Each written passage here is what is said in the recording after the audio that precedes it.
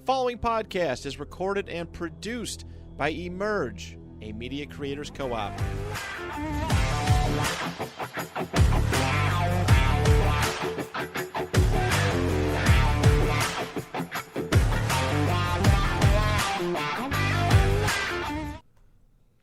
Hello. Why are you saying like? Because every time you interrupt me, I'm saying it weird, man. Hello, everyone, and welcome to the Trap Bird Sports Podcast. What's this a hello? Listen, I got a lot of energy pent up, man. I haven't been here in 2 weeks. I finally got to do like a little vacation. You guys you guys get a vacation every other week, so you know. That's true. It's time for Daddy to go on vacation. Who's Daddy? Like that. You had a good Welcome trip, to though? Trap. Yeah, dude, come on. Yeah, of course. It was sunny, nice. It actually wasn't as hot as I wanted it to be, but Did you go swimming? no. I drank. I'm ate. disgusted with you, actually. It wasn't that hot. So It was what? like the last Did 2 you days go I was dip there, it your was like feet 80s. in the ocean? I wasn't by the ocean. Oh, you weren't? No. Oh. No. Anyway, welcome to the Trap Nerd Sports Podcast. Walking on the beach with my toes in the sand. Seeing the countryside. I'm your host, Stu Clark. Singing the song was Joey Sabs, Joey Savant, Joey Savant. and my guy Harry. What's up, man? I think I get introduced her. Joe won't stop talking for me to say your name, dude. It's been a while. I have to interrupt you a I lot know. today. It's going to be great. Harry the Lazy Lampoon, I'm here, man. back, better than ever. Yep. How's your guys' week? 2 weeks off. It was Doing anything special with your Tuesdays? no toes in the sand. No. A lot of rain. It was rainy as fuck. It's been since I've gotten back. It's rained like 3 out of 4 Yeah, days. it just rains. That's alright, bro. My dog don't want to go outside and stuff. Your dog don't like being muddy. Hell no, he hates that shit. He's pretty as fuck. I don't So like I don't like letting my dog outside. I hate letting dogs. That's the worst part about winter ending. You're like, finally it starts getting warmer, but then it's just mud everywhere. You gotta deal with that shit for like 2 months. She comes inside, I got to like scrub her paws off. Yeah. Somehow there's still mud all over the place. No, dude, it's the worst. But anyway, a lot of stuff happened For while we were gone. Obviously, the most important of those being UConn won March Madness, won their 5th national championship since 1999. Who has the most ever? UCLA has 11. Oh yeah, because Wooden got like, what did he win? Like 10 out of 11 or something crazy. Yeah, something ridiculous. But other than that, what does Duke have? 4? I think Duke has 5. I want to say Duke, North Kansas, and North Carolina. UConn Oh, North had Carolina might 5. have 6. North Carolina has 6, Six. and Yeah, I thought somebody had 8. Maybe not though. we'll look it up. And then UCLA is what, 11? 11, yeah. Oh, It's- Kentucky. Kentucky or has North 6. Carolina has. They were next to UCLA, yeah. Most bad. Well, Right. so I want to say UCLA 11, Kentucky 8, North Carolina 6, Duke, Kansas, and UConn 5. Would be all my right. guess. So, Duke will tell us. UCLA 11, Kentucky 8. Man, I'm good. God damn. North Carolina 6. Mm-hmm. Now that UConn's won, it's Duke, Indiana, and UConn. Indiana, though I said Kansas. Kansas Damn has it. 4. You were close. I was close. Villanova has 3. Cincinnati has 2. Yeah, back Did in not the know about day. that. I don't remember. When was Dude. the last time they were in the tournament? Yeah, probably like 2017. Listen to this though. Like I looked back. My buddy Andy literally went back 20 years and was right every single year. And then so I went back and looked. Teams like Oklahoma State, Oregon State, like weird teams like Oklahoma State, San Francisco, and NC State, Michigan State, Louisville, Florida, and Cincinnati are all tied for 2.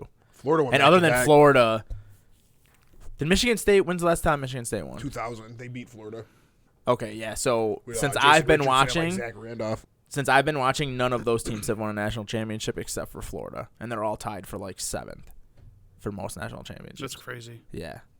UCLA has only won 1, or we're all 11 of them UCLA from hasn't Wooden won one since we watched. since Wooden. Mhm. That's crazy. The West Coast team hasn't won the title, I don't think, since 97 when Arizona won it. Yeah.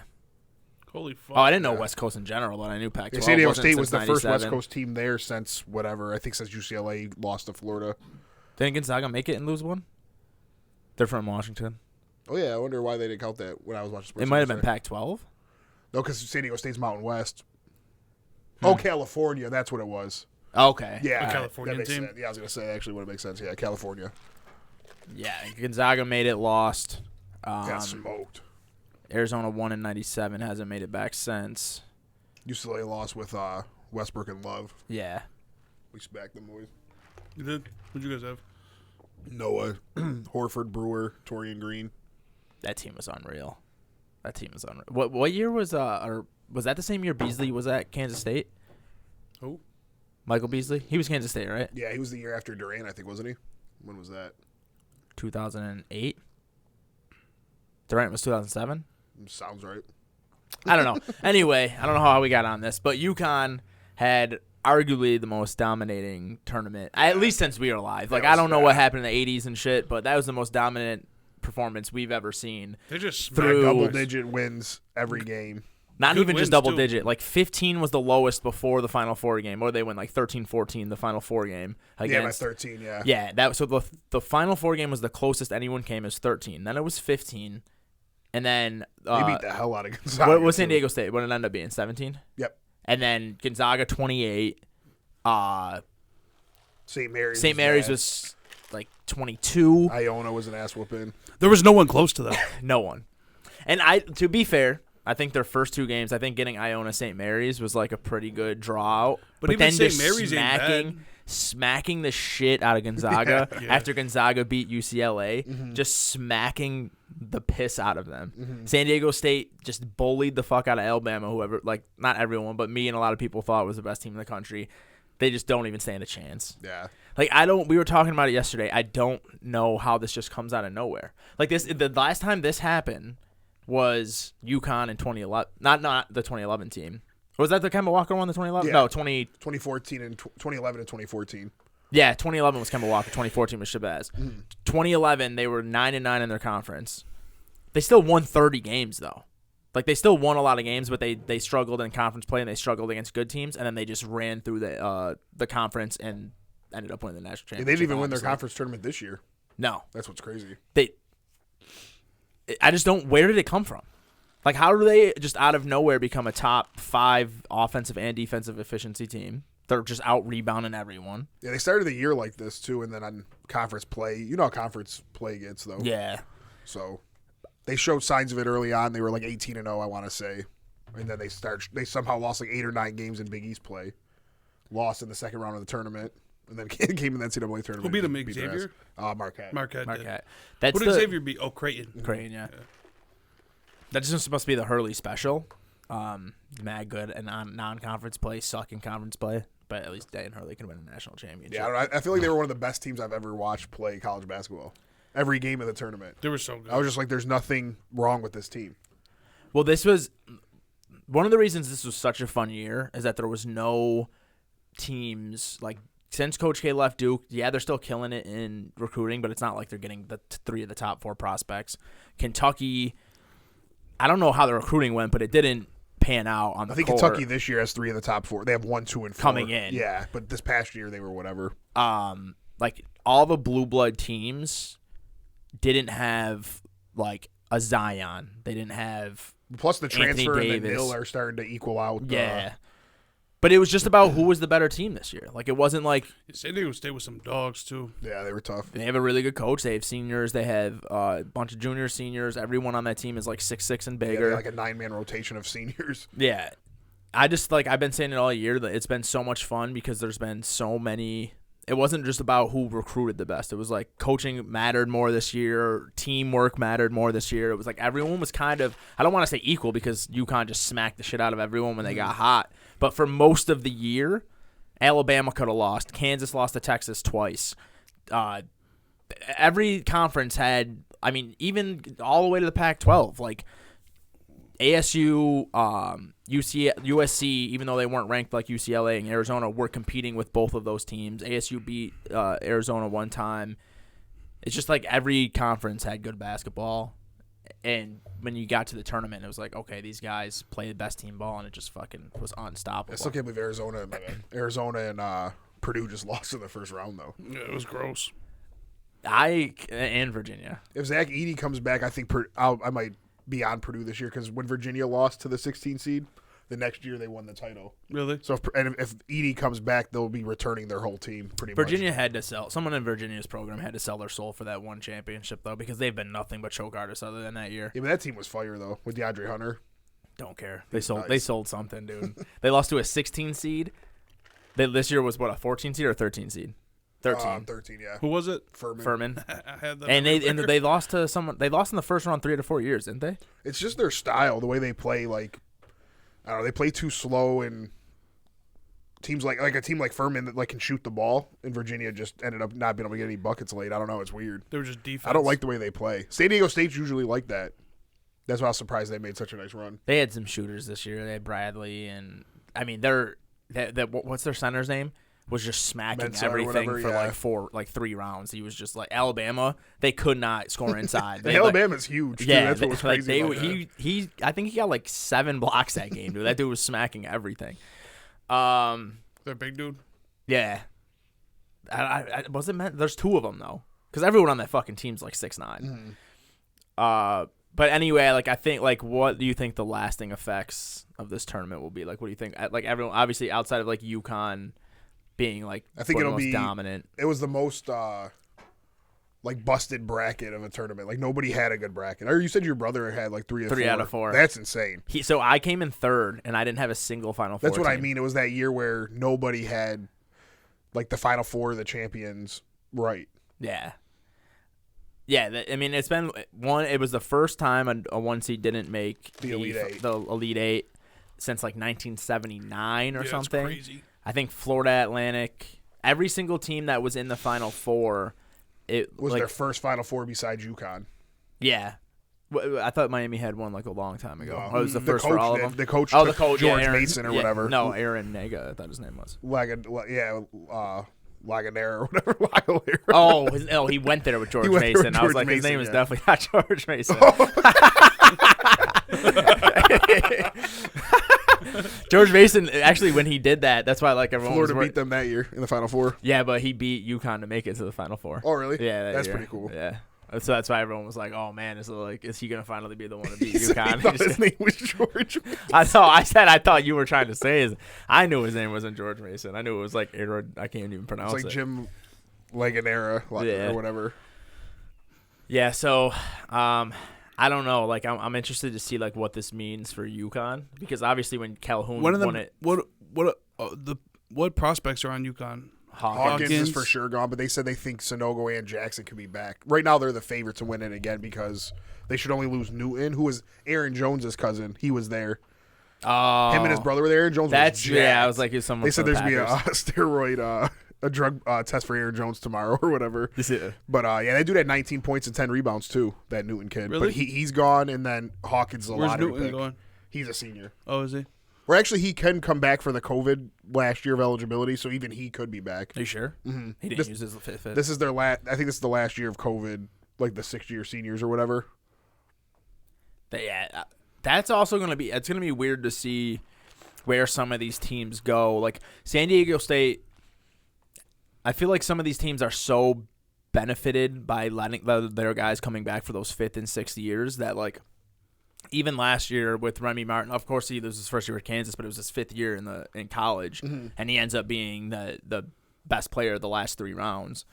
Like that's something I'm interested to see, that now that these guys can't come back for 5th and 6th years, like what teams hurt from that? Like the teams like San Diego State who got by. The Blue Bloods will start taking back over because they'll just win off of recruiting classes. Yeah, but teams like Florida Atlantic, they get those guys want to come back and play because they're not making the NBA. I hope you're wrong, but yeah, I think you're right. Like, I hope that I hope if anything that this, like a lot of these high school recruits see, like I can go to San Diego State or a smaller school like that and still have a chance at a national championship. That's what I hope comes from it. I doubt that will happen. But I also doubt it's gonna happen. Like, because they're gonna be like, damn, I could go to San Diego State where we probably won't make it. I'm not. They might, but I'm saying, or I can go to Duke and have a better chance of making it. Well, just kind of being like optimistic. You got like Coach K left, like Roy Williams left a couple years ago. Calipari's obviously still there, but Kentucky's like they've been lousy. They struggled most of the year. So maybe I don't know, dude. Maybe some of these young guys are like Duke isn't what it used to be. Like that's not Coach I'm not K just anymore. saying Duke though. Yeah, but it's always those 4 programs. It's always Gonzaga. Kentucky, Duke. Gonzaga doesn't murder recruiting though. They do get some 5 stars. They get some 5 stars, but the reason Gonzaga's always good is they'll get those 2 5 stars, and then it's always like ball movement, shooting, offense. It's not like Timmy wasn't fucking Zion. You know what I mean? Like they're getting 5-star guys, obviously, but it's not like when we're seeing. I mean, I guess I'm already wrong because Kentucky already has 3 of the top 4 next year. But I don't know, man. I had more fun this college season than I have probably my entire life, outside of actually going to games when I was in college. Like this was the most fun college basketball has ever been. I mean, like you just know a team like Kansas State was one of the best teams in the country, and they've been good before, but just like it was fun to watch. That was the most fun to watch. I wish Kansas State was on the other side. Nothing would have been better than UConn versus Kansas State. I mean, they played. They would have got dog walked. No, Kansas State would have got dog walked. You're right, but it would have been fun. It would have been fun. I wanted to see what's his name, Marquise Noel. Yeah, Marquise, but with like K-E-S. Yeah. And then I like that Johnson kid too. Keontae Johnson. Keontae Johnson, yeah. Yeah, Noel can't come back. He was a 5th year. No, he can. I thought he was He's not though. He's not coming back. No way. He wrote a letter to the university and the fans, but he could have came back. He's gonna try to make the NBA. He said maybe he'll test the waters and then have to come back if he gets like He's a bad 5'8". report. He's 5'8", but they said he's probably 5'6". They said like he's probably 5'6", and they're just like, Yeah, he is really small. he's small, man. I mean, I can't see him being shorter than me, but he's just so good. His dime game is nice, dude. But I don't know if that shit's gonna fly. Like them dudes in the NBA are like, the shortest is like 6'10". So, nah. Chris Paul, I think, might be the shortest dude in the NBA. He's How tall is he? He's 6 foot. Is he? 6 or 6'1" or something. He's small. No, it's like Chris Paul's like 6'2". He might be 6'2", I'm but just he's saying, small. like, he's very them small. dudes are gonna he's tower 6'2". over that Noel kid. Oh, he's not good enough for that. He's just not. Like you're not. I mean, He might be though. he's not. He's not. What do you have? 20 and 20. This reminds when I was on the Tank Talk podcast, they were like talking about their friend, and he was like, "Dude, I'm telling you, if he would have dedicated his life, like he could have went D1." I was like, "How tall is he?" And he's like 5'8", 5'9". I was like, "Is he white or black?" And they were like, "White." I was like, "Dude, he had no chance." they were like, "Why are you being a hater?" I'm like, "Bro, the dude would probably drop 50 on my head. I'm not hating on him. He's not. He was never in his life going D1. Yeah. I'm sorry, buddy. I'm sorry. This Marquise Noel dude was like a savant out there, and he's by far the smallest player who was in the tournament, like eating, like actually doing well. Yeah, he was crushing. Like, come on, bro. It's good to have dreams, but get rid of them real quick if you're 5'8". I seen this post on Twitter. I wanted to ask your guys' opinion. It said, March Madness is the only tournament that you lose excitement for as the rounds go on. What were your guys' thoughts of that? I agree. I like the first round. The first 2 days is just crazy. Yeah, the first 2 days is 3 days. I find myself in the championship. I'm like, I was watching it, but like, I felt like it wasn't as exciting. Yeah, we were like sweating baseball. Yeah, like we're putting on baseball. But you know what it was though, is that we just knew UConn was gonna win. Yeah, maybe too. if it was like UConn, it was a game that was supposed to be really close and stuff like that. But like the spread had to be one of the biggest spreads since 2010. Yeah, it had to have been a huge like. Yeah, I don't know. I was thinking about it because it is true. Like the first 2 days, It's we're fire. glued from noon to midnight. Like this, we don't move. looking around. Yeah, and then the second round, you're kind of doing it again, and then I feel like the Sweet 16 and past then, you're like, eh. I'll say the first 2 rounds. I'll say the first 2 rounds. Like obviously, the first day is 64 the and most 32. exciting because it's There's like you've games been all waiting day. for it. Yeah, you've been waiting for it. The upsets. It happens. Upsets, yeah. Yeah, the upsets are way bigger. There's so many games too, so if one does suck, you just turn the channel. Yeah. or Maybe whatever. that's why it's way better. we had the split screen going and shit. Yeah. But like I mean, there's exceptions obviously. Like nothing. There was not a game better the year that North Carolina Villanova played. Like, Right, that was the best. That was amazing. Like that was the most exciting day of basketball during that entire tournament. But yeah, most part, yeah, like it is. But to say that it gets worse as it goes on kind of insinuates that it's still not fucking amazing. Like even years like this year, where it was like the game kind of was like, I don't want to say over by half because San Diego State did make a run in the second They half. made it a 5-point game. But you kind of knew coming into the game that unless something crazy happened, UConn was going to dominate again. But it was still cool to see, okay, this is like it's like with the first year that Golden State was like when they won 73 games. Like it was still cool to see, even though it was like boring. They were winning by 20 a game. But just to see that dominance is like, okay, we'll talk about this for the rest of our lives. Like fucking 20, 30 years from now. And then San Diego State coming back too was cool versus Florida Atlantic. Yeah. Hitting the buzzer beater. Yeah. But I think people didn't care as much because of who it was. Yeah, Nobody knows anybody on the teams. Probably. If it was Duke versus Kansas and it was the same exact game, that game would still be being talked about. But it was San Diego State, Florida Atlantic. A lot of people were just like, yeah, personally, I like that more. Like, it's cool. I think that's better for the tournament. But, yeah, I mean, unfortunately, most fans of everything are casual, so they want to see like the biggest names, like biggest schools. Yeah, whatever. Yeah. Like, I mean, so many people that don't really watch, they're Duke fans because their favorite NBA player went to Duke or whatever. They saw Duke win a championship in like fucking 2006 or whatever, and now they're. It's just like us growing up. As long as it was almost every year, it was one of those teams. It was. I mean, like UConn when they were. I guess they had to be considered blue bloods when Calhoun was there. Like fucking UConn. Like we just saw the same teams kind of like there or winning every year. So obviously those guys have more fans and it's gonna put more to the TV. But I don't know. Like I'm just once again, this is the best. This to me is the best tournament I've ever I can't wait till next seen. year. It was a lot of fun. Yeah. A lot of upsets and I think maybe like I think transferring, even though I'm not against transferring, but I'm against it kind of becoming a free agency. But if I think it's gonna even out because we saw a lot of guys transfer and then not even make the tournament. Like all those guys from St. Peter's, they were gods on that campus. They transfer to Seton Hall, don't make the tournament. Guaranteed, no one there cares about them. Like sure, I'm sure fans go to the game, but at St. Peter's, those dudes they had to be gods. Yeah. You know what I mean? And that happened to a lot of people. They just transferred from teams thinking they were going to get bigger roles. Some of them got less minutes than they were getting on their old programs. They didn't even make the tournament thinking they were going to bigger programs and they were going to go somewhere, and they didn't even make the tournament.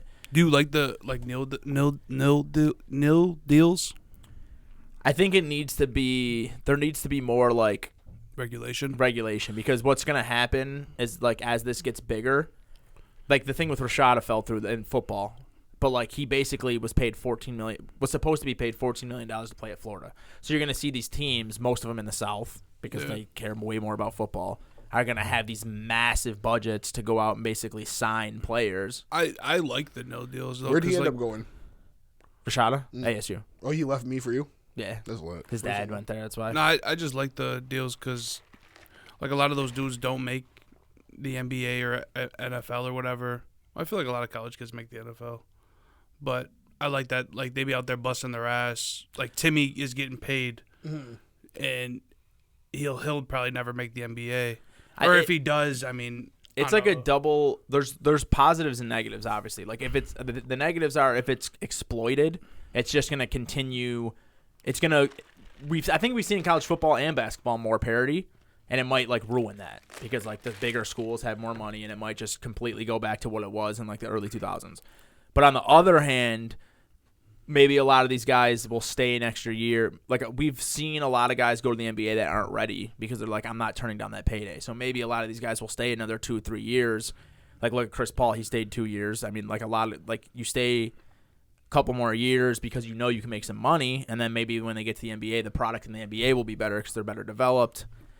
It could go either way. I just think there needs to be like some kind of regulation. Like I heard that like or put like a cap on it. Yeah, same thing with the transfers. Like the first time you transfer, you're fine. Like you're allowed to pick wherever you go, you can play.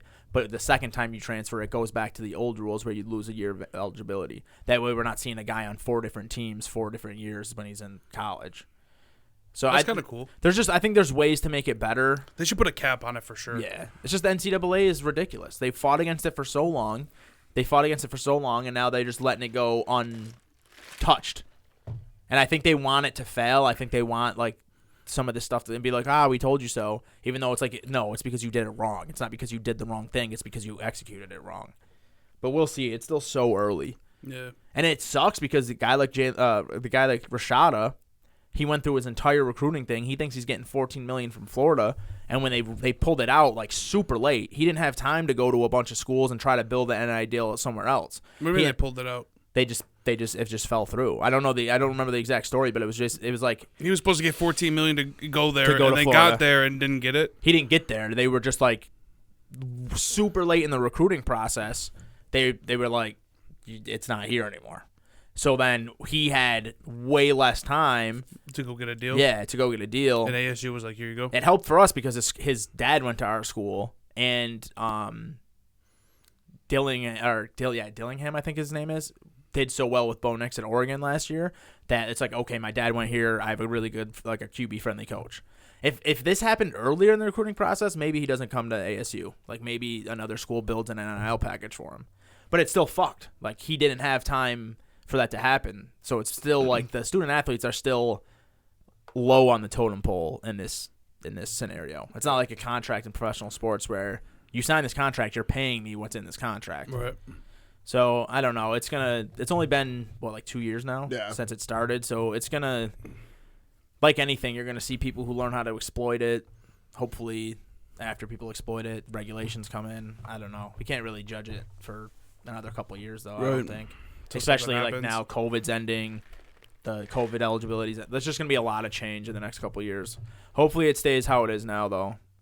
Like This is exactly how I like college sports. I'm excited for the playoff of college football too. Oh yeah, Yeah, I forgot they changed it. Yeah, Is it 8? I thought it was 12. I thought. Well, I think 12, it's 8. too. Are they not staggering it? I don't know. Because I one of the.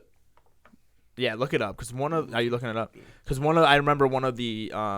Like this year's gonna be 8. They might just say screw it and go to 12. But I remember when they were going through it that one of the possibilities was like this year would be 8 and the next year would be 12. But maybe they're just saying It's gonna be screw weird. it and go. Oklahoma and Texas are going to the SEC. UCLA and USC are going to the Big Ten. That's my It's least 12 favorite team. thing. Is it? I don't know, It's just going straight to 12. When though? In 2025. 24-25 season. So next year. not. So Next year, last right. September, the College Football Playoff Board of Managers agreed to expand the CFP field to 12 teams. Originally, they voted to start 12-team format in 2026, but that has since changed, and it will now officially begin in 24-25 season. Perfect So timing next for year? NCAA football Next year? on PlayStation. Yeah. They're coming out 100%. next summer. Oh man! I So can't next wait. year- I'm gonna this be year like it's a gonna fucking be- 8-year-old. This year, it's going to be 4. just 4 still? Yeah, and then next year it'll be 12. That's trash. That's another thing I think that might help with like the football side of things. Like people are like, if I have a chance to go to a college playoff at a smaller school, maybe I'm not gonna force myself to go to a place like Bama or Georgia. Right. I Yeah. doubt Instead it. of being like the 4th string running back at Alabama, where you Yeah. could be a star somewhere else. Yeah. But yeah, I don't like that UCLA and all these teams are going to different conferences. It's weird. I hated it back when it happened in like the 2000s, like when they split up the whole Big East. Was it Big East? It was like St. John's, UConn, like all those got split up, right? Well, no, Big East for football though was like West Virginia, Syracuse, Pittsburgh, and then they Yeah, and then Cuse went to ACC. Pittsburgh went to the ACC. West Virginia went to the Big 12. Miami went to the ACC. Yeah. Virginia Tech went to the ACC. Yeah, it's just When like Miami was dominant, they were in the Big East. That was fun. yeah, and I like the regionality of things. It like causes it like the rivalries are better. It's like the Pac-12 is basically going to be the Mountain West now. Like Yeah. Oregon's the only perennial team there that is doing good now when UCLA and USC are gone.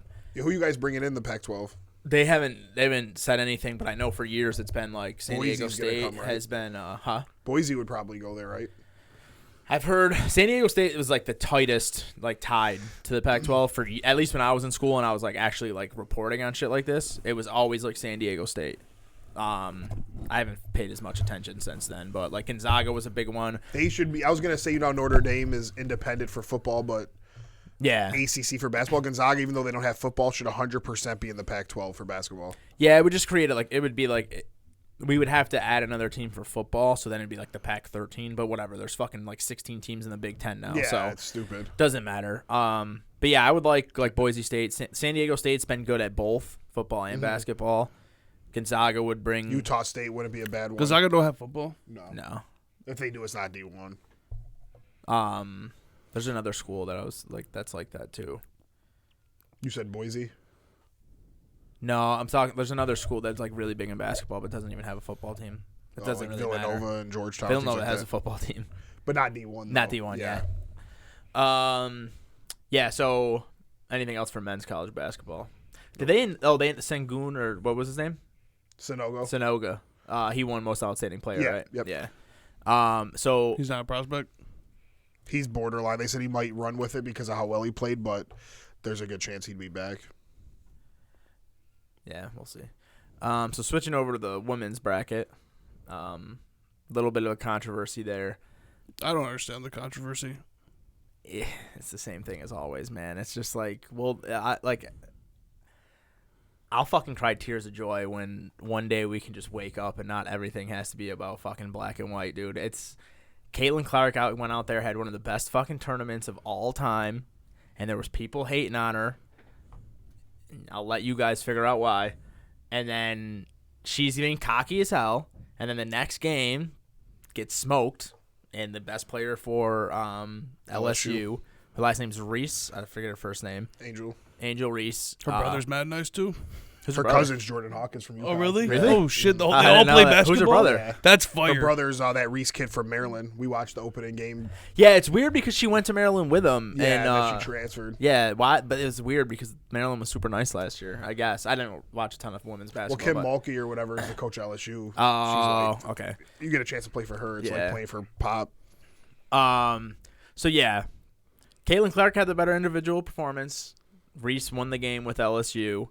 So Reese was laying it on Caitlin Clark because she was talking all that shit, which I'm fine. Like, as a sports fan, you should be fine with. Yeah. Or if you're not fine with it, I'm not going to tell you how your opinion should be. But don't be fine with both. Yeah, be fine with both, or don't be fine with both. Yeah, that's what I meant. Pick a side. Yeah, I love people when they like talk shit. That's what.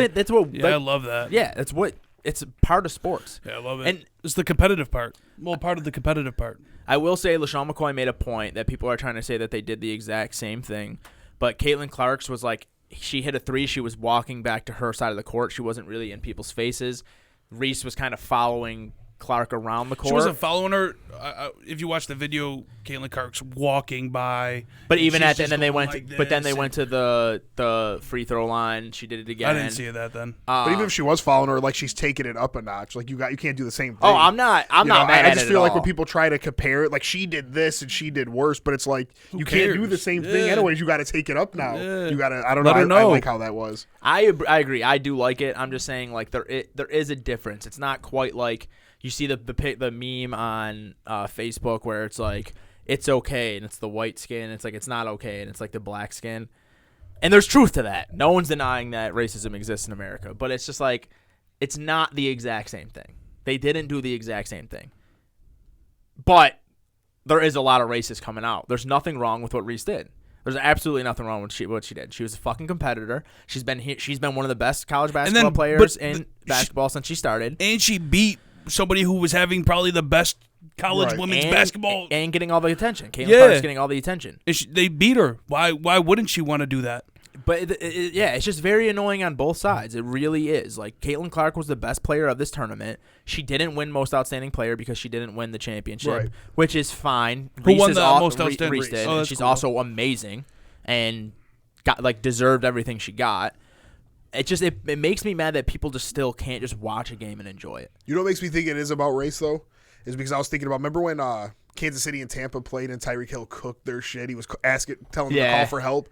And then in the Super Bowl, Tampa Bay locked him up and they did the call for help in the piece. Yeah. Nobody cared about that. Right. Everybody thought that shit was funny, and it was. Yeah. Tyreek Hill didn't care. Nobody cared. But all of a sudden now this white girl, who, again, was the best player, was amazing. That game had the most views in any women's college basketball game. It had more than the NBA Finals. Yeah, it had that's more series. Yeah, the world, like whatever it was. There was so many things. It had more views and it was great. Like Caitlin Clark and Reese brought so much attention to women's college basketball that's never been there. And then people try to make it into, they take away from the game by talking about this bullshit. Well, yeah, I mean, I get it. Like, I just don't understand why it's such a big deal. They were taunting each other. Caitlin Clark's not even mad about it. That's what doesn't make sense. Oh shit. It doesn't. It's because it's like this obsession in America with it, right? Like racism obviously exists, and it exists in important facets of our life that need to be. Those are what need to be focused on, like the political aspect, the like job, like There's parts where it matters. This isn't one of them. If there's some racist white people saying that what fucking Reese did was unacceptable, who gives a fuck? Let them be dumbasses and talk on their stupid little fucking Facebook forums where no one cares about them. We amplify their voices by just being like, oh, look at all these people criticizing Reese. When the majority of people were like, this is fucking awesome, right? Like, it was the most watched women's college basketball game of all time. Like, I don't know. It's annoying, and I did see it, like, same thing with the Caitlin Clark thing. Like, I did see a lot of people just not enjoying her, wanting to see her fail. And it's, I don't know. It should have been like this should have been the best night in women's basketball history, pros or college. It got more views than any of their pro games too. It got more views than any soccer game in America. It got American soccer game in America. It got more views than this was like a legit outside of the Super Bowl. Like this was up there with any sporting event. Yeah, more than the Stanley Cup. Yeah. There was a lot of things that it was. And instead of like women's basketball celebrating, they've been fighting for years to try and get some like viewership. We're talking about this bullshit. But either way, dude, like the focus should be on Caitlin Clark is setting herself up to be one of the best players ever.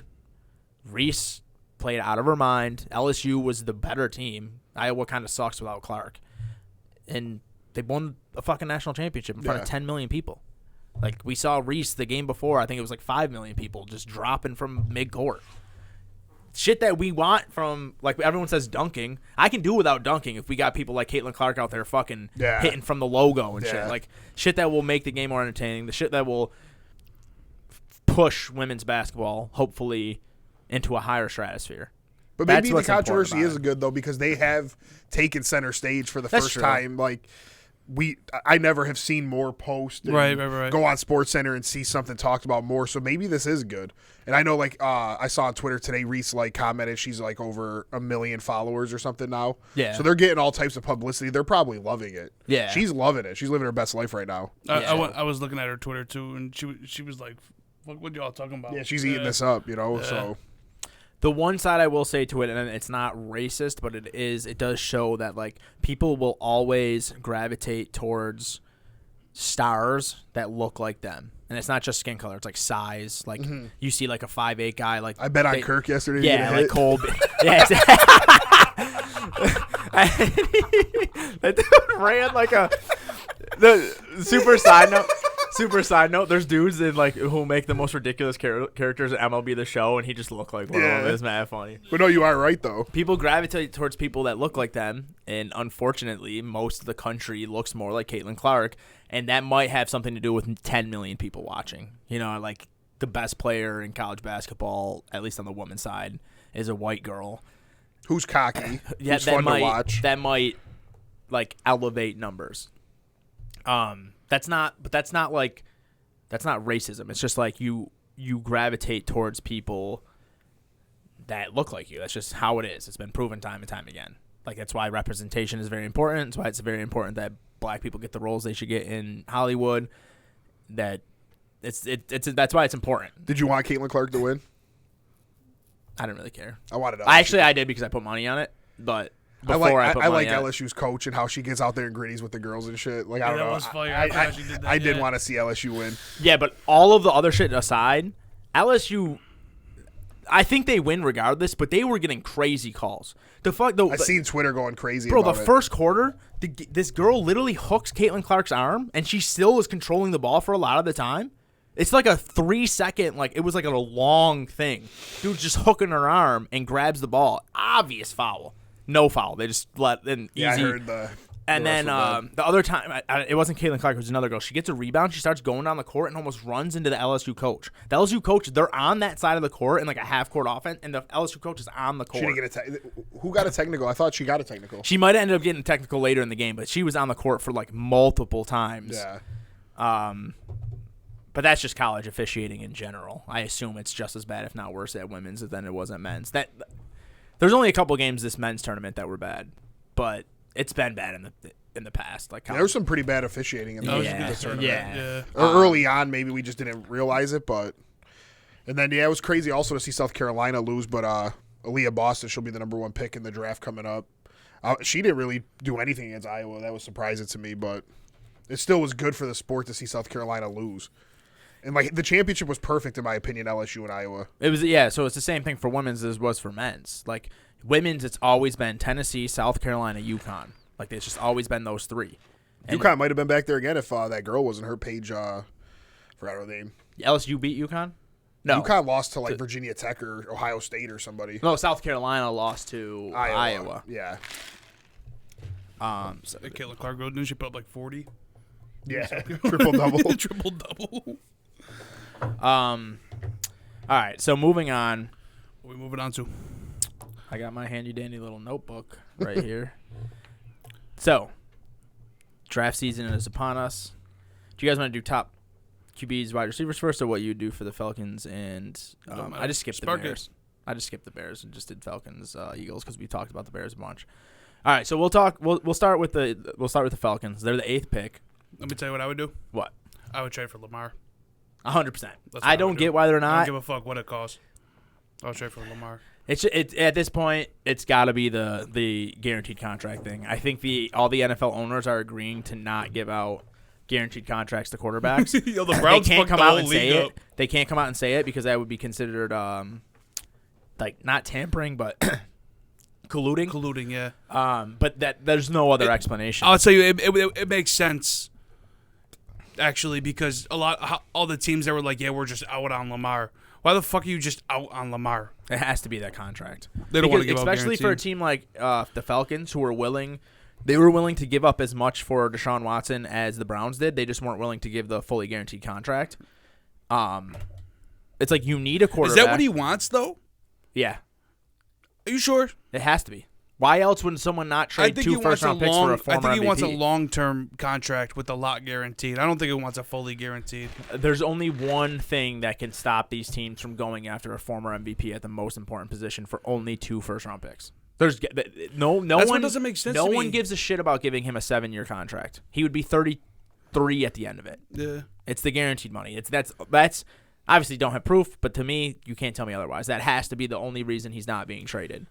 Because do you think for the Falcons, he fits exactly what they did? Like Lamar Jackson is what you wanted Marcus Mariota to be. All those option plays, running the ball 40 times a game. Like there's not a quarterback better suited in the NFL to fit what they did last year than Lamar Jackson. I don't understand. So it's got to be the guaranteed contract. But I'm moving forward. Just they're not doing it. Atlanta was one of the first teams to say we're not going after Lamar when everything came out. So if Anthony Richardson is there, which I highly doubt he won't be, Atlanta has to pull the trigger on him. But I don't think he's going to be there. So I put Paris Johnson Jr. at pick 8. They still need offensive line help. They're good on left tackle, but they need a right tackle. Both mocks I've seen have him going edge, even though they got Calais Campbell. Yeah. Like he's obviously old. He's old, yeah. One has him going Lucas Van Ness or whatever from Iowa, and the other one has him going Miles Murphy from Clemson. Yeah, I mean, they obviously need defensive line help. Tank for Caleb Williams. Or Drake May. I guess Drake May looked amazing at Pro Day. He did the North Carolina. Oh, really? Pro Day. Yeah. You know what else I've seen? Real quick, not to get why off did subject. He do the Pro Day? Just for fun. Just for fun? Yeah, they said he was amazing. They said he would be number 1 overall pick this year. Oh, absolutely. And then he wanted to be number 1 overall pick next year. Yeah. They said they got what's his name? Hendon Hooker. They said they got him over Richardson and Levi's. Yeah, just Levi's. I've seen something like Some that. people do, but I think it's they were talking shit like how that Levi's dude was like, I don't know who it was. I think it was Colin Cowherd or something. Yeah. They were talking shit about him. Like he's no bodybuilder's ever been a good quarterback or some shit like that. He's like it's a bad look for you. You trying to take pictures in the bathroom or whatever you did, and I don't know. Colin Cowherd's just he's an idiot. He's an idiot. Yeah. He says smart things once out of every 10 takes that come out of his mouth. You know what? He be the prisoner of a moment. Yeah, he is. His top 10 will change in an instant when one thing happens. Yeah. So their second pick is at 44. I got him taking John Michael Schmitz. He can play guard spots. Their center wasn't the best. He could just. I don't know. I mean, this is my bias. I don't think this is what they're going to do. I just think that offensive line is the most. If you can't get your quarterback, offensive line is what you should. I kind of like that. Especially if they did go edge rusher in the first round, then definitely go O-line in the second. My thing is, I just think Paris Johnson Jr. is a better player than those edge rushers. His pro day was crazy too. Yeah, like if you have a top 10 pick, and the Eagles and Lions and Seahawks are all exceptions to the rule because they weren't bad. They just have someone else's pick. Right. If you're a top 10 pick just based off of how good you were last season, you take the best player available. I don't care if it's a need or not. You take the best player available. Did you guys see that Jalen Carter dude? That's his name, right? Yeah. He wasn't like taking outside of top 10 picks. His agent still thinks he'll go top 10. He'll probably go to the Bears. I saw people saying he'll go to Lions at 5 or 6 or whatever pick they have. What happened? He just fell off. Or the Seahawks. The Seahawks is what I saw. He got in that trouble with that car accident or whatever, and then he had a horrible pro day. Yeah, he came in out of shape. Like couldn't even finish some drills. Yeah. That's why a lot of people are. I saw a lot of people saying he go to the Seahawks because like Pete Carroll. Dude, Pete Carroll's taken nut jobs before and like got him like Earl Thomas and like Richard Sherman's not a nut job but like can get crazy.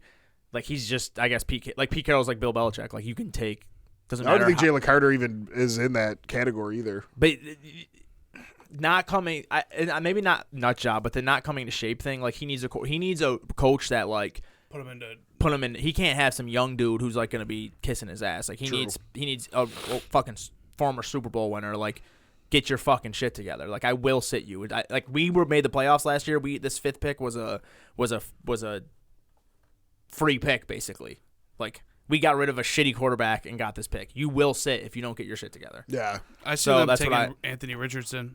That's what I would do if I was the Seahawks all day. But I seen like I don't know. Obviously, no one knows. But we'll get to the top quarterbacks and stuff. So my reasoning for the 2 offensive line picks is you either accept that you either think Ritter's going to be good and you need to give him the best opportunity available. He's already got London and Pitts. They do need better receivers. I mean, they got Matt Collins. They got Jonnu Smith. It's not the best wide receiver room, but the offensive line outside of like 2 or 3 guys are they converting Pitts into a receiver? Dude, I hope so. I hope so. I think like the receiver room after they got Scotty Miller for speed, but like you put Matt Collins, Kyle Pitts, and Drake London in some kind of that's good, like bunch of big bodied guys. They're probably gonna treat him like Kelsey, huh? I hope so. God, I hope so. So I'm just thinking like either Ritter's your guy. Okay, fix your offensive line, or you're going to go get a guy next year. He still needs an offensive line. Like, this is a move that works for now. It works for the future. In my opinion, Paris Johnson Jr. is a better offensive lineman than Miles Murphy or what's the other dude? Lucas Van Ness is defensive lineman. Priorities. Your defense means nothing. We've seen it. Defense means nothing without an offense. You saw the Patriots make the playoffs off the strength of their defense and then get smoked. The Jets. Like, it just doesn't. You need an offense. So that's what I did. What did you guys go for? With Atlanta, you're saying? Atlanta, yeah. I like the idea of them getting the top edge rusher and then an offensive lineman in the second round. But I'm with you. I mean, he is probably the better player at that spot. So, I mean, I don't know. I think they can go either way. I think I like the idea of buffing their defense in their first pick, and then it makes so much sense for them to do like basically what you said. But I can see them doing, because there's no offensive lineman you could take that early, so why not buff your defense and then get your offensive lineman later? And not to mention, well, from my side of things, this year obviously was different. But before this year, before we saw these tackles move, you very rarely see them. What's that other offensive lineman's name? Which one? Who'd you say? Skoronsky. Yeah. Skoronsky plays left tackle, and they do have what's his name at left tackle, who's pretty good. It's gonna bother me if I don't look it up. But before this year, this year we saw Taylor move, Brown move, the guy who went to. Did they just sign some dude too? They re-signed their guard. Oh, their guard. And what does Paris Johnson play? Right tackle. Right tackle. But he can play left too. The Bills. So right now, left tackle is Jake Matthews, who's pretty good. Yeah. But like their center, they need every other position. Caleb McGarry's the right tackle now. He's not terrible, but like their center is Drew Dahlman. I've never even heard of him, and I don't know who Jalen Mayfield is either. But I heard they really need a guard. Honestly, too. I think if I'm the Falcons, I'd take best available. What they got? Pick 8, 9. Pick 8. Pick 8. I think I would take best available at pick 8. I like the idea with them getting Campbell though as well if they do take somebody in the first round, he can lead them and being 36 years old or whatever and having success in the league, he can help train them. Clay. Yeah. Well, just tackles rarely move. This year was an exception. We've seen a bunch of tackles move, but like it's better to get you have to, if you want a premier tackle, you almost always have to get him in the draft. Yeah. So I think there's more edge rushers. There's edge rushers every year, and you're getting the 4th best one at 8. So yeah. I just think you go for the best tackle. He's probably the 15th best player, so you're not reaching too hard. You're getting a position of need. You're helping like your you said, future it builds quarterback. Either way, whether it's Ritter, Caleb Williams, whoever you end up with. So then the Eagles, who have the 10th pick, 30th. I only did 2 rounds for these guys. 10th pick, 30th pick, 62nd pick. What about did we skip the Panthers? Well, we did the Bears already, so the Bears are 9, and the Panthers are 1. But did we do we did the Panthers? We talked about it when they made the trade, like what we think we'd do with the first pick. I mean, we could go in the second rounds and stuff too. No, I didn't. I wasn't. Well, I was going to talk more about the Panthers when we got to our top QBs. Okay. So for Philly, I really love Bijan at 10 because it just feels like a free pick. But they have running backs. They have faith in Gainwell. If Penny can stay healthy, he's been good. So I did Christian Gonzalez. Sure, their cornerbacks are strong right now, but they're old. I could also see him going edge rusher because defensive line's strong right now, but they're all old. Nolan Smith I have at pick 30. I think it's a perfect spot for Nolan Smith. 30? Yeah. They have 2 picks. They have 10 and 30. So Christian Gonzalez I have at 10. Nolan Smith I have at 30 because even though he killed his combine, a lot of people don't think he's pro ready, so I think that's the perfect place for him to go. He'll sit behind Hassan Reddick or whatever. He'll give him a year to figure shit out, and they'll get like a top-level athlete late in the draft. And then I have him getting Matthew Bergeron at 62 for the same reason, but on the opposite side. Their offensive line's great right now, but Lane Johnson's got, a year or two left in him. Did they lose a couple guys or no? Not on their offensive line, no. Well, they lost Dillard, but he wasn't a starter. Oh, okay. Because I kind of thought they would go offensive line, but I must have just thought they could. They easily could. They easily could go offensive line at 10 too because their offensive and defensive lines are aging and their cornerbacks. This has them going Nolan Smith at 10. Really? Mm-hmm. He must have jumped up. I think Jalen Carter falls to them. No, I don't think so. It's funny. This is actually if the Bears can get Jalen Carter at 9, they're going to do it. It's worth the risk at 9. He's arguably the best player in the draft. They got them going Jalen Smith and then a corner, so they have like what you like, but just in opposite ways. There is so maybe it would be better just to grab Nolan Smith at 10. I just don't think he's going to be a day one starter. Christian Gonzalez, I think, can be. But there is a lot of good cornerbacks, and it's not like you need a cornerback for this year. They go safety too? Not in the first round. It's just not as important as a position as the offensive line. Well, they lost. Defense. C.J. Gardner was a. Yeah, but they brought in Edmonds. Safety. Their safeties aren't great. They have Blankenship and Edmonds, but that's why I figured they could look at one at 30 too. That's why I was thinking 30. Like maybe Brian Branch. Yeah. Antonio Johnson's more. Does Branch go early though? He fell because he had just an average combine. Like he's not that good of an athlete. Mid first though? Yeah, he was. He was, but they're saying end. I like Brian Branch a lot. I think. What's the other kid's name? We saw the same thing. We saw the same thing with Kyle Hamilton last year. Like, dude was supposed to be the 3rd pick, had a bad combine, went to the 10th pick, had a great year.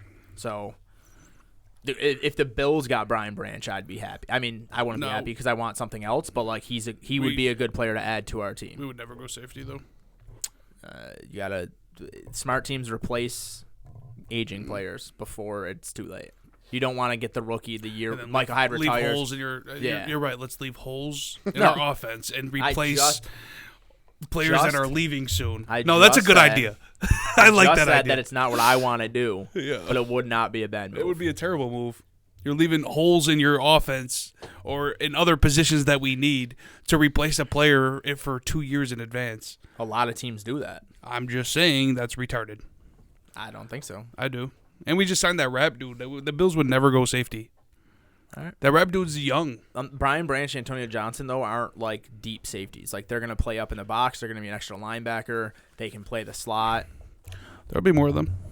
Yeah, there will be. I don't think that's not what we should do, but I'm not saying it would just be a They would dumb never move. go safety. If they went safety, I would call you and be like, "Wow, man." I think you're overestimating them because they should have underestimating them. They should have went receiver in past years, and they went with fucking. That's different. Dude, do you know how much pressure's on them to go receiver this year? Think about it. I hope they don't reach, dude. Nah. So I mean, you guys, anything for Eagles before we can segue right into receivers? I think they should go safety, but their 30th or 2nd round pick.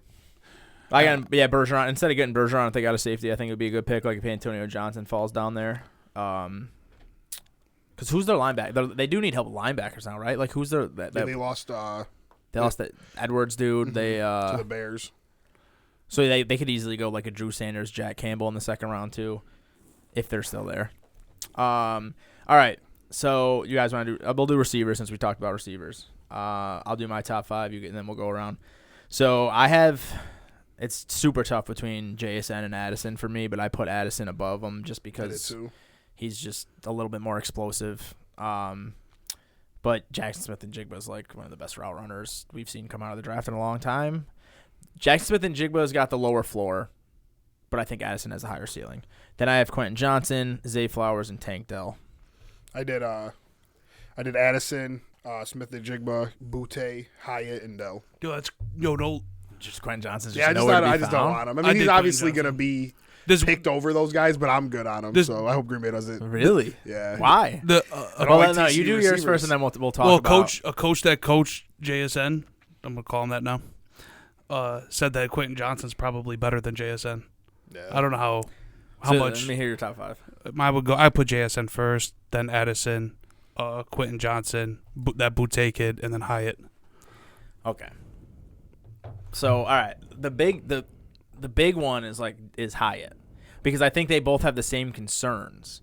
Like Quentin Johnson, not the same concerns, but like Quentin Johnson, super athlete, drops the ball a lot. We don't know how good of his route tree he is. But Jalen Hyatt is like, he wasn't even expected to run a route tree at Tennessee. It was just like motions, and he like would like stack receivers together. He was getting free releases all the time. Played in an offense that's not comparable to a pro offense whatsoever. I just feel like Jalen Hyatt is very reliant on where he goes.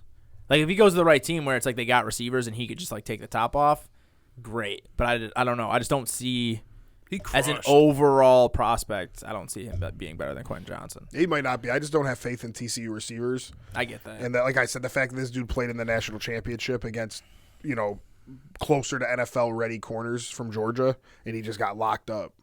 He did nothing. Quentin Johnson? Yeah. He got locked the fuck up. So he actually did all right, but you said he did all right. I'm just kidding. What do you have? Didn't he have one one catch? catch? Yeah. For 3 yards. Yeah, so I get that. It's just that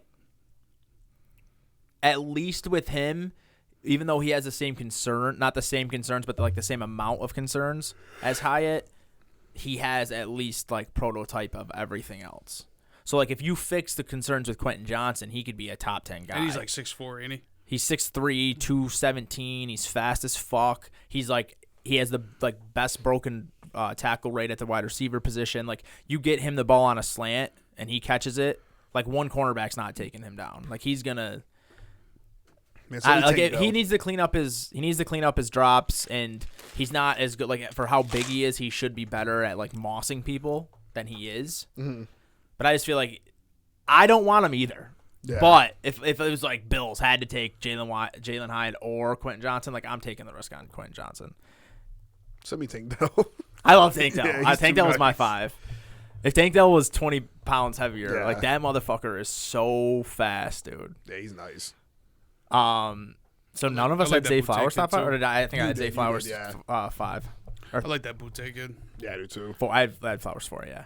You didn't have Butte? I didn't have Butte. I'm surprised you said Butte too. I told you I like Butte over everybody before the year started, yeah. Oh, earlier, yeah. Yeah. I don't remember. He was like a better high school prospect, right? Yeah, he was supposed to have a way better season than he did. He kind of struggled, even though LSU actually ended up having a pretty good offense, but he had some issues that I'm sure caused like Brian Kelly to end up like not going to him as much. I remember he like took a couple routes off or dropped a couple passes. Yeah. But I don't know. I think he'll still be a beast. Butte would probably be like my 7th. You like Josh Downs? I really I like all these guys if they were gonna, because it's like if all these guys were like 3rd round picks, I would love them. But like people have these guys going in the 2nd round, and I'm like, so you'll like whichever ones fall. Yeah, because they're all not going to go in the first and second. Yeah, that's true. So. Like I don't think Butte is mocked for the 2nd round. I don't think Tank Dell is because he's smaller. But guys like Josh Downs, Zay Flowers, Hyatt, some people have them going in like the late 1st. Yeah. I just sometimes it's gonna be interesting to see how everything falls. Sometimes I love Flowers, but then I listen to this podcast and this dude said, I listened to PFF podcast and the dude said every time someone touches him, he loses all his speed. And I like went back and like looked at some YouTube shit, and it's true. Like people would like knock him off the line, and just it would work every time. Like it would Zay Flowers, and I'm like, that's not like, dude. If that's happening in college, he's done for. He would be my 3rd best receiver if I didn't see that shit, and he almost fell out of my top 5. That's funny. Because the positive part is like he always finds ways to be open. He's explosive. Like he kind of reminds me of Tony almost, but Tony didn't get like no one was like bodying Tony off the line. No.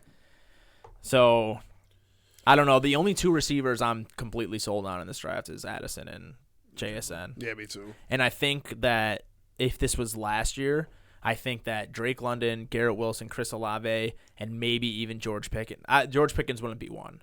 He'd probably be below Addison and Jigba, but like those 4 guys would be top 7 in this draft, top 6 in this draft. So I don't know. I just don't think it's as. I think everyone's been so used to us getting a top 10 guy, potential top 10 guy every single draft that they just think it's going to happen again, and I just don't see it. Yeah, it doesn't seem likely. But yeah, so that's my list for wide receivers. Actually, can we talk about? I just want to talk about this, Joe. You want to pass on Bijan Robinson? Yeah, I don't think I can take him. I've been so back and forth. I feel like you have to, man. Dude, nobody's trying to pay me what I want right now. But like that's because they're playing hardball with you, so you don't draft him. Like if you let the number 2 guy get Bijan Robinson, he's going to ruin his pants. Like he's going to, bro.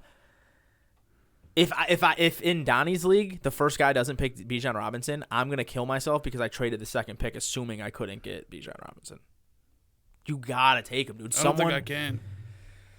If I don't get paid for him, I'm not gonna just take him. But you're gonna get paid for him in the future. Like you can't win this year. I assume you're the number 1 pick. My team is doo-doo sauce. Okay, so you lose nothing losing games and keeping him on your roster for when he. Yeah, but what if I can't even lose games with him on my team? Watch if he puts up if he does what say he's a way better prospect than Breece Hall was coming out of college. Let's just say he does what Breece Hall does, but doesn't get hurt. Yeah. Someone's gonna offer you 2 first-round picks or a first and a good player for him. Yeah, or I could just take a good player. A good player that's gonna do what? Be good on a losing team? Maybe. If you like, at least pick the best player, and if you think you're not gonna be good enough in his prime years, get rid of him and get 2 picks. Them dudes are stingy with their picks, man. I'm telling you, I can't get anything for him. I get like 2 firsts that be like at the back end of the first. I don't want that. I'd rather take JSN or fucking Addison. Yeah, because his stock is only going to go up, man. That's true. I know. Probably wait and see where he goes anyways. If the Bills ended up taking him or the Eagles, people would pay more. I'm telling you, the first game he fucking gets a screen and takes that shit fucking 60 yards. Or he averages I tried to get Olave carry. with pick 1, and he said no. I would have given you Olave in a heartbeat. I know. That was who Demond? Yeah. Olave's nice. Yeah, that's what I'm saying. But Olave is nice, but there's way more wide receivers than I don't know, man. We just all right. He said. I said, yo, I can get Olave. He said it's impossible. I said, I'll give you pick 1. He's like, damn. I would have taken that in a heartbeat, but I don't know. I just wanted to ask about that. I feel like you can't. I just feel like you can't do it. What does he do for me? People know what pick 1 is. What does anyone do for you though? The receivers will last way longer if they're That's good. true, but like you're also gonna get you're gonna have a high pick next year. Like you could get Marvin Harrison Jr. next year. I know I want him in Bijan Robinson and Marvin Harrison Jr. And my team will still be bad. That's what I'm trying to tell you. That sucks, dude. I'm sorry. I got picks 1, 5, 10, and then 2, 1. Like I don't know. Why is your team just gonna suck then? You got you could add 4 just guys. Rookies right ain't there. gonna just come in and cut like Some do. They're just gonna carry me to a champion. Some do. No, dude, it's not Last gonna year happen. you could have got Olave, Garrett Wilson at That's true. 5 and 10. Well, probably not Olave. Probably not both. But Olave went like 3 in this one, Yeah. right? All right, so I moved to quarterbacks, and my list is way off of what the consensus is. I still have Anthony Richardson. He's not one this year, but he's the one moving forward for me. This is careers wise. 2. Well, you have Anthony Richardson number 1 overall. Yeah. Okay. I just feel like he's the only guy that has a potential of winning an MVP in this draft. Second, I got C.J. Stroud. They talked me into him. His only knock is that he doesn't he's not a playmaker, but he did sure he didn't do that his entire college career, but he just went into the biggest game of his life against the best defense he's ever played and became a playmaker. So he can do it. In the NFL, you're getting better coaches. I just feel okay. Bryce Young's 3. Obviously, if he was 30 pounds bigger, he'd be 1. I have DTR at 4, and then Will Levis at 5. DTR's in this draft. Yeah, It's DTR or fucking nothing. He'll be number 1 on my he's list. going the 4th and 5th rounds. in some of these mocks. He's nice. I don't got Will Levis in my top 5. I almost put Hendon. He'll Hooker never above be in him. my top. and, He's not even in my top 10. Him and Quentin Johnston or whatever are just two dudes I don't want any parts of. The one reason I put Levis at 5 is he did have a good junior year or sophomore year. Dude, he puts mayo in his coffee. He's played in a pro style offense. He played in the SEC. What's it like? Some of the same struggles Josh Allen had, but in a way better conference. I just think there is tools there. There is a world where someone puts it together for him. Where I think Hendon Hooker worked in an offense that has no translation to the NFL. Yeah, but Hooker did well at Virginia Tech too. True, Who like, but he's also like 25 Well, yeah, I mean that aspect of it sucks. and but coming off an ACL or If you was put- it ACL or Who'd you put DTR over? Will Levis and Hooker. and Hooker. That's kind of fire. I like that. That shit It's is DTR That shit has no or chance to be fucking right. nothing. Really? Nah, I'm just talking shit. Who knows? You don't DTR think DTR? I fuck with I don't DTR, think and he's not DTR in is my. good. It could be a good NFL quarterback. Really? He's a playmaker for sure. He's fast. And he's fun to watch, but I just can't see him like against NFL defenses. I mean, look, you got to figure he's at UCLA for like 15 years. Did nothing. You know, he's younger. like he's kind of Isn't like he younger he's like that than Huntley dude. Hendon Hooker? No, He's it's like not. Huntley. That's who he would be. He would be a backup like Huntley. I don't. Well, I only see 3 starters in this draft. So like my 3. I can't believe you put Anthony Richardson 1 too. 2. Okay. Who'd you put at 1, Bryce Young? Yeah. I put Richardson 3. Unfortunately, You just did the. Who'd you do 1? Yeah, I'm gonna go DTR's CJ only Stroud, Bryce 23, Young. bro. Who? DTR's only 23. Is he? And Hooker's 25? 25 or 26? No, he's 25 right He's now. 25. How many years did DTR play? I think 4. He just started all of them. I feel like he Could was have been there 5. forever. Could have been 5. was 17. He probably came in when he was 17, or he Yeah, probably I just was felt like young. he started for a while, but he didn't do anything. He was never like a Heisman candidate. The UCLA was never good. The way you feel about TCU wide receivers is how I will forever feel about quarterbacks at Tennessee. Their offense is just Peyton Manning was in the fucking 90s, bro. Come on. It's not the same coach. It's not the same offensive system. Shut up. He's like, yeah. Terry Bradshaw was great. Well, who else went to Tennessee that was supposed to be good though? No one ever will be because it's a fucking. You know what? Scratch that because no Texas Tech quarterback should have ever been good too, and Pat Mahomes is going to be the GOAT. What about Wyoming? Ohio State quarterback? never has good quarterbacks. What about But Wyoming? they're always drafted, so we got to see about Stroud. But Fields kind of showed some kind of. Yeah. But I'm just saying, like, Tennessee Promise. never has just a bunch of guys getting drafted where you're like, man, another That's true. Tennessee That's quarterback. true. Like, honestly, outside of Peyton Manning, I can't even think of a Tennessee quarterback. I'm just the way they play offense just is weird, man. It just looks like stuff we used to do at like background football. You're saying, like, now with Back Josh Heupel? Yeah. Yeah, I mean, he's definitely a I think I actually mastermind. had Bryce Young first. Bryce Young is the best player. It's just That dude is clutch as well. You know what? Maybe I was started thinking about this game. I don't remember the game. I think me and you watched it. They were down. He just marched down the field to win the game. He's in that line. Dude just marches down the field. he started He's like, 5 years DTR. That's what I'm saying. I feel like he was there forever. And He CJ got Stroud way had better better every weapons, year, I though. think, than he did. Oh, 100%. Yeah. who? I'm Bryce Young? I'm gonna go Bryce Young, CJ Stroud, then Richardson. That's my Both years, C.J. Stroud had the best receivers. yeah. That's true, but I mean that's just receivers. Alabama had the better offensive line, defense. Did they have a better offensive line, though? I feel like Bryce Young was running for his Maybe life. running back. Not maybe Not not this even. year. Trevion Henderson's nice. Yeah, Yeah, Trevion, but yeah. was it Jameer Gibbs? Nah, Henderson I feel like is a better college. You think running so? Back, yeah. Gibbs is nice. Gibbs is nice. That's why I don't even think I could take Bijan. I'll get Gibbs and Charbonnet later. Same thing. Whatever you say, man. All right, so I just think Anthony. I just Tua's got me out on Bryce Young, dude. I'm out. Like the dude, Yeah. he's gonna get thrown. He's gonna get thrown across the fucking field, and he's gonna get That dude's IQ is high though. He's great. He's great. If he was 20 pounds bigger, he would be. But weight is something you could just do. No, it's not. Yes, you it you is. only have so much frame. Dude, they will put more weight on that man. Sure, there's a limit to how much weight they can put on him. 15 Movement pounds. is important. Like the way his arms move, everything moves is important. You can't just add 20 pounds of muscle and that shit stays the same.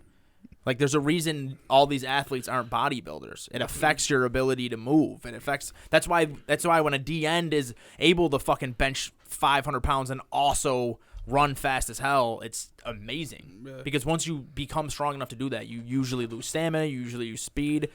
I've never thrown a fucking football at that level, but I assume it's gonna change the way you throw a football. Dude, Tua's dying, and Tua's bigger than Bryce Young, and I'm gonna say this. I said this. Though. I'll tell you another thing. I get it. Just because Tua gets hurt doesn't mean Bryce Young will. You're doing what? I'll tell you something. You can't put what an individual does, like him falling and breaking his head. When was the last time somebody does that? When's the last time we saw a quarterback as small as Bryce Young? I don't know. Never. I can't think of him. Like Doug Flutie, dude, and he was like, I don't. How small is Bryce Young anyway? He can't be that He's small. like 5'11", 185 pounds. And he knows it's a problem. The dude drank like 5 gallons of water to weigh in at 195 or whatever at the combine. Like, I don't know. I'm just like, he's definitely worth the shot. If I'm a desperate team like Houston, I still draft him, and hopefully he's the first of his kind to be successful. But I think Anthony Richardson, at the very least, is a better version of what Josh Allen was his rookie year. Even if he can't throw the ball, the way Josh Allen was jumping over dudes, like Anthony Richardson could come in the NFL tomorrow, and if he's in the right scheme, can run for 1,000 yards. He could at least do what Justin Fields did last year. Mm-hmm. Now, if you figure out his arm, if you figure out his mechanics, he has more arm talent than anyone in this draft. His pro day was crazy too. He'll never be as accurate as C.J. Stroud and Bryce Young, but if he's accurate enough, those are the guys that are competing for championships now. It's the Jalen Hurts of the world. Joe Burrow's the only exception right now. I guess Justin Herbert isn't quite as athletic as guys like Josh Allen, but he's there too. He's definitely athletic. He's definitely athletic. Like Joe Burrow's the only guy right now that's in that top 5, 6, 7 conversation that doesn't do those things. Which is why he can run a little bit too. He's definitely athletic, but you're never going to see him run for 700 yards or whatever. No, I know.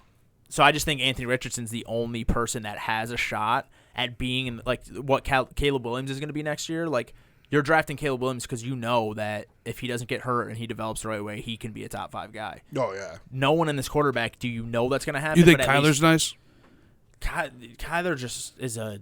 Is he good though? He was. Is he a good quarterback? He's way bigger than. He's 5'10". I'm not talking about height. I'm talking about like, can you get hit? Kyler Murray's like 205 pounds or something like that. How much does he weigh? Kyler Pound is, if you just look at them side by side, Kyler is a way bigger human being. He's a way better athlete than Bryce Young. That's not even debatable. If Kyler Murray was 6 inches taller, he'd be one of the best athletes of our generation. Dude was the number 1 pick in baseball, number 1 pick in football.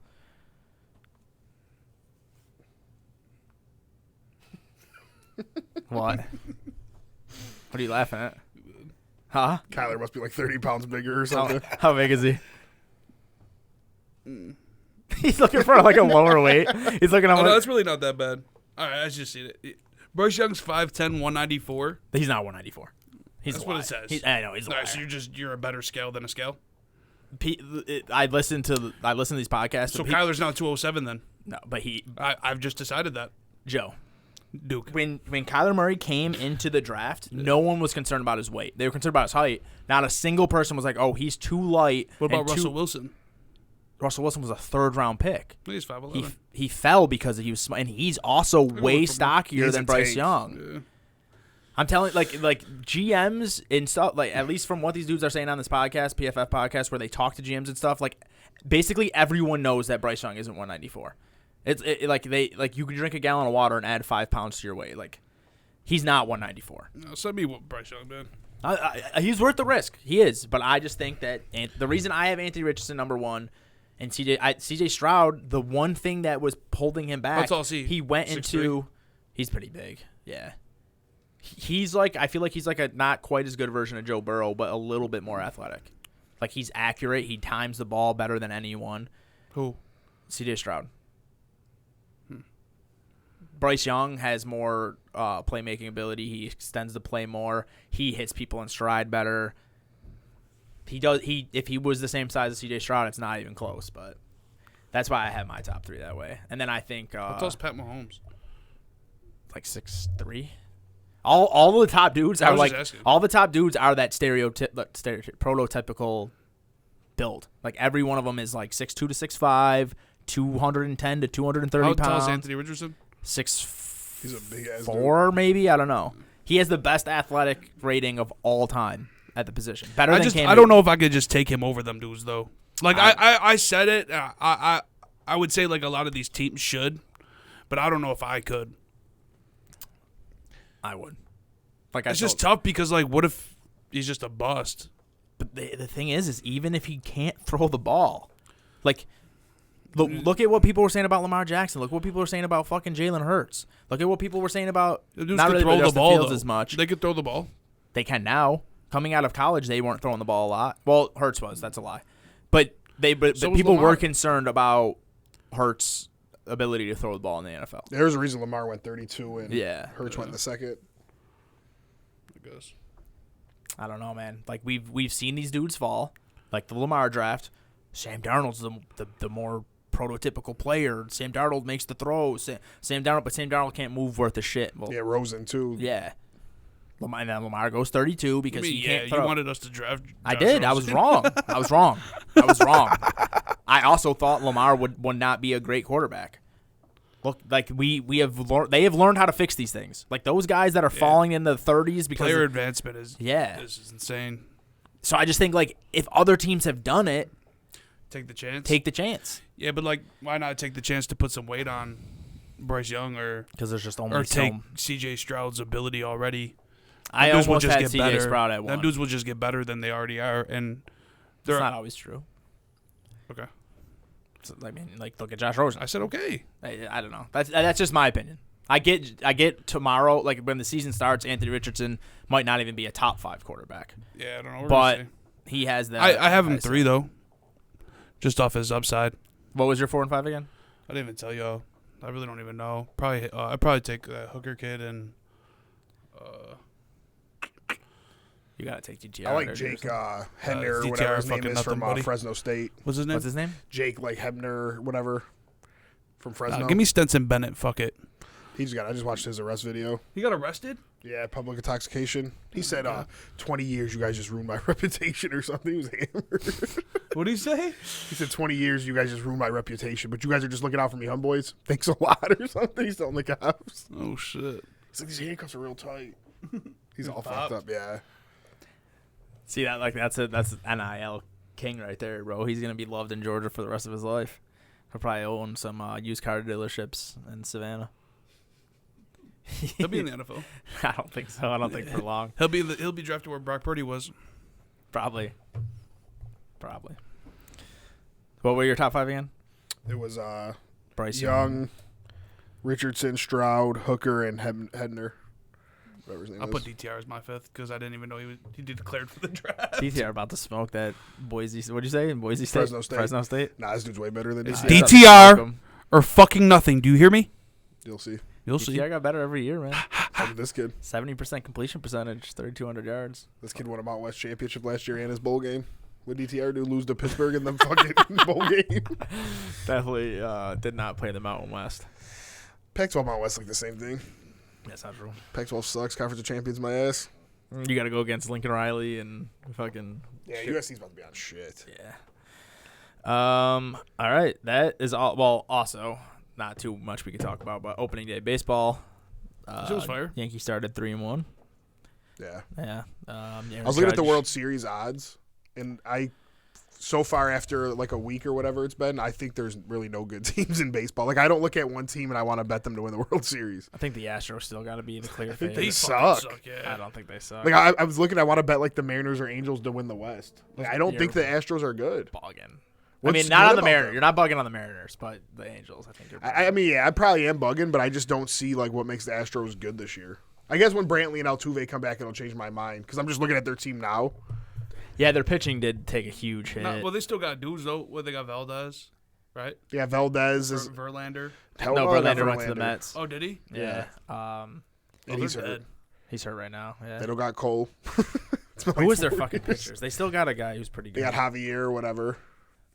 I don't know. I'm good. I mean, they'll probably be good because that's just how like the Astros have They're been. always nice. But they suck. I'm all set on them. I think this might be the Yankees' year, man. Yeah, the Yankees got a good chance. Like everyone thought Aaron Judge was going to take a step back, just cracks one Who's that first kid at bat. That Volpe kid? Volpe. He's pretty good. Giancarlo looked good, smacked the ball like 480 feet. Yeah, he always does good early though. He's got to stay healthy. That's true. Judge. But seriously, think about these teams like the Padres, the Dodgers. I think the Padres are going to be really good when Tatis comes back. They're loaded already. So I guess give me the Padres-Yankees World Series. My boy would love that. The guy went out to see San Diego too. And the Angels will win the West. Trout and Ohtani, they finally came together in the World Baseball Classic, and now they're ready to go. Ohtani's that dude. He struck out Trout.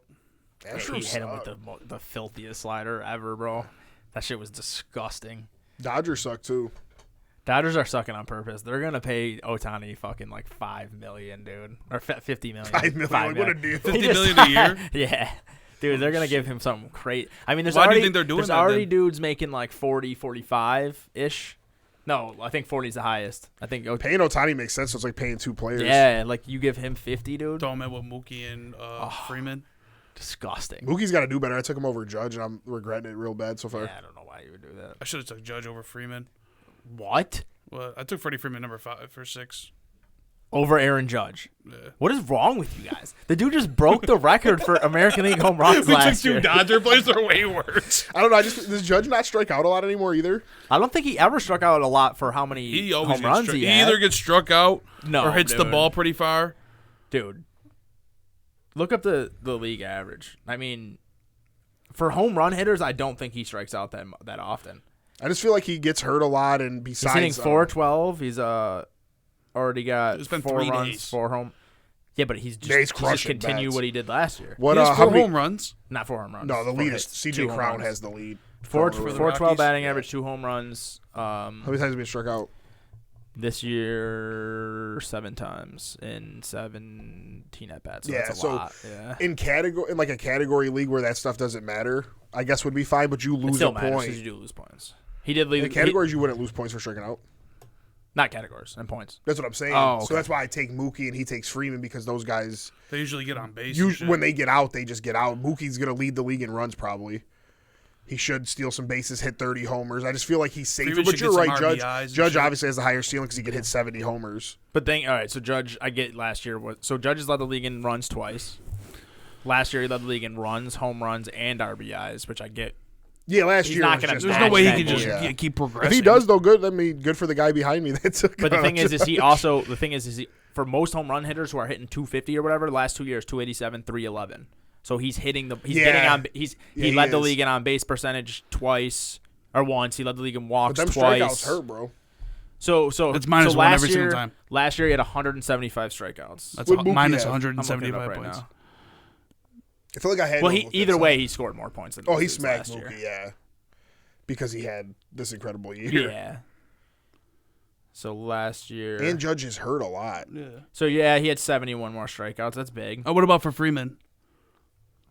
But he just also was so much better at every other stat. I feel like it But makes yeah, up for that Tell was me just Freeman, last though. year though. Last year, No, I but just feel like. he's done this like his entire career. Every time he's healthy, he's like Let's hitting compare Mookie and Judge's career for fantasy.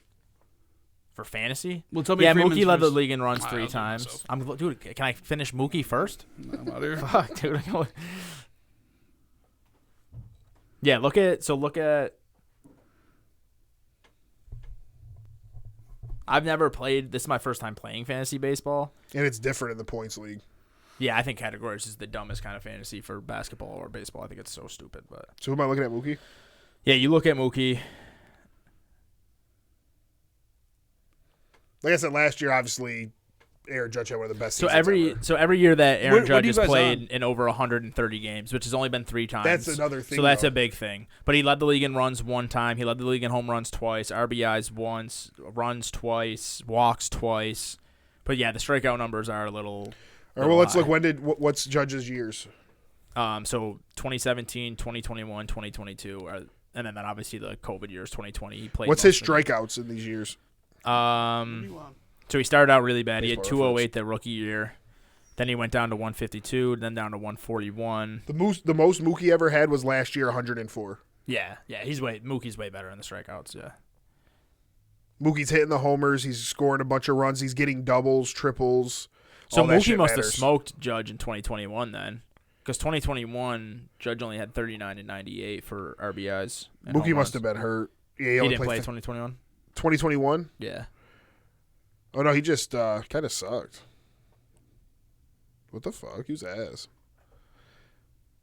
He played 122 games. He only had 23 and 58 23 and 58 what? homers and RBIs. But he got only 23 and 58.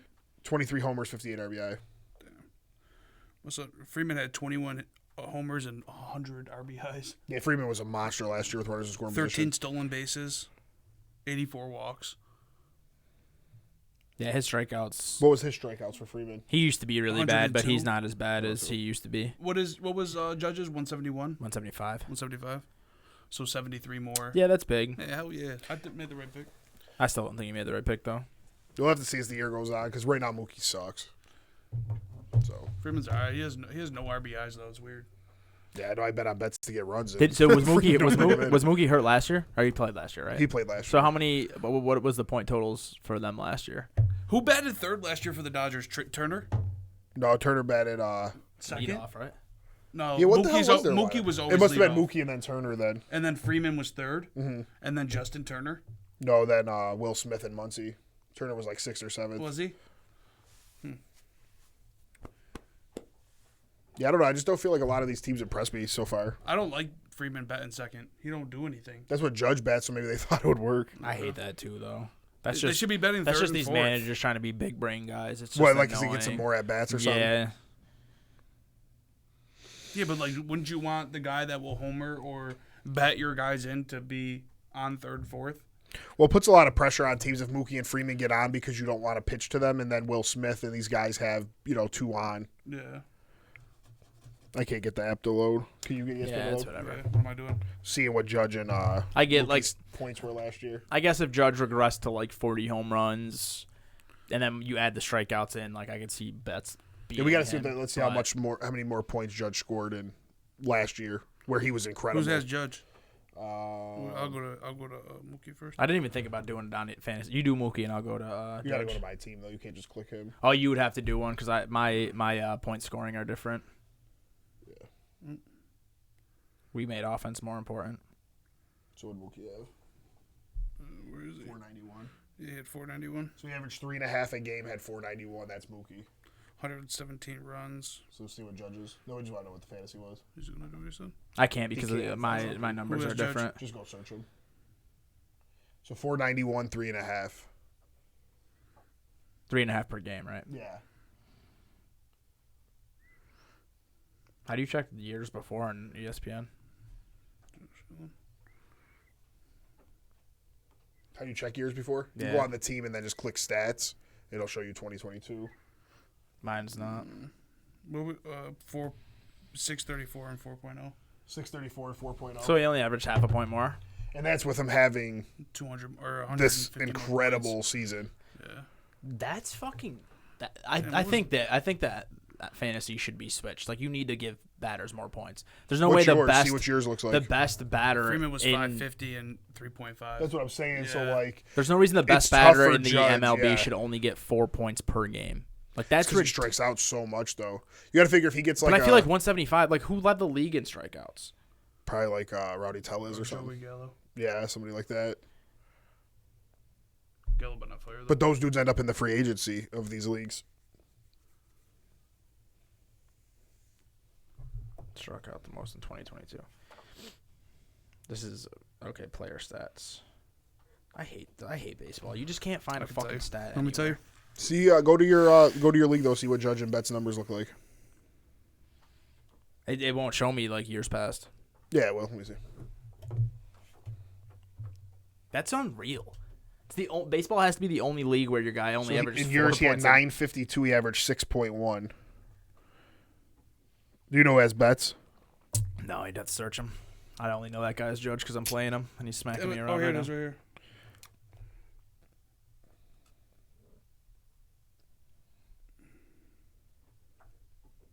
I don't think I like how fantasy baseball.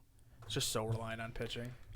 So in this league, it was 6.1 to 5 per game. Judge over Betts. It was 900 to 700.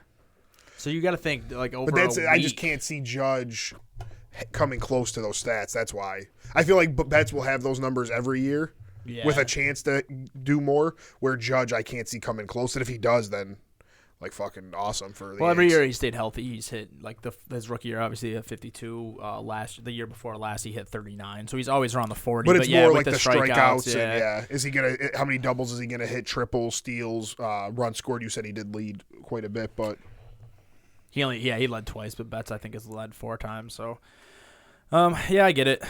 Fantasy baseball, I'm new to. I just don't really understand it. I just don't understand how you can get the best players in the league and you're only getting like a 1 point difference. Like even if you go to a tier 2 guy that you're probably gonna get in the second or third round, Judge is probably only getting you, if there's 4 games a week, it's only an 8-point swing over drafting Judge in the first and this guy drafting someone like, I don't fucking know, like someone who go in third. But you got to think if Judge is only getting those points, imagine how bad all the other players are.